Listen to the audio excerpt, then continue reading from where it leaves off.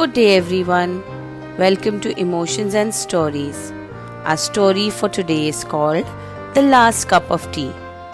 In the winding hills of Shimla, where fog creeps through the pine trees and silence often feels sacred, lived Colonel Rajan Malhotra, a 70-year-old retired army man known for his discipline and solitude. Every evening at 4 p.m. sharp, his maid Kamla would serve him tea on the veranda, a place where he'd sit quietly, watching the sunset, always alone. The town knew him as a reserved, sometimes grumpy but polite. He never entertained guests, rarely stepped out, and no one had seen a family member visit in over a decade. One October morning, Kamla arrived as usual. She knocked, expecting the colonel to be reading the newspaper with his usual stern nod. Instead, she found him slumped in his chair, eyes open, body cold, and a teacup on a table beside him, untouched. The police were called. The local doctor signed it off as a natural death. Cardiac arrest, common at this age. Case closed. But Inspector Meera Singh, visiting Shimla for a seminar, and a known name in Delhi's crime branch, happened to hear about the case through a retired DSP friend. She requested to see the scene. Something didn't sit right with her. The colonel had a perfect record of routine, yet his tea, his most sacred habit, was not sipped. On the table, she noticed a half-burnt letter addressed to Aryan. That name wasn't mentioned anywhere in the police notes.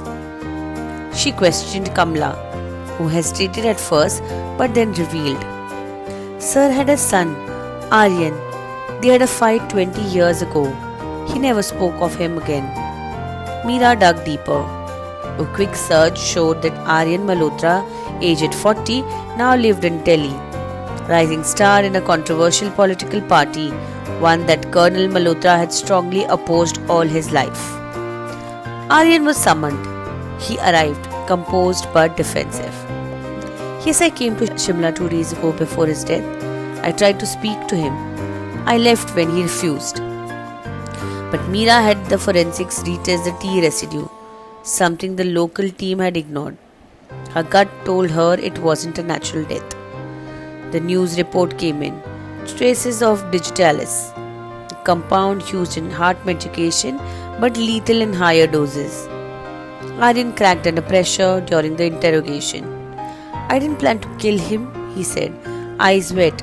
I just wanted him to listen, just once. I crushed one of the pills into the tea, not to kill him, just to make him feel weak, dependent, human. But he never even drank it, Meera replied coldly. That's the worst part, Aryan whispered. He died before I could say a word. He was arrested for attempt poisoning leading to death. The Last Cup of Tea is a haunting Indian murder mystery set in a cold beauty of Shimla.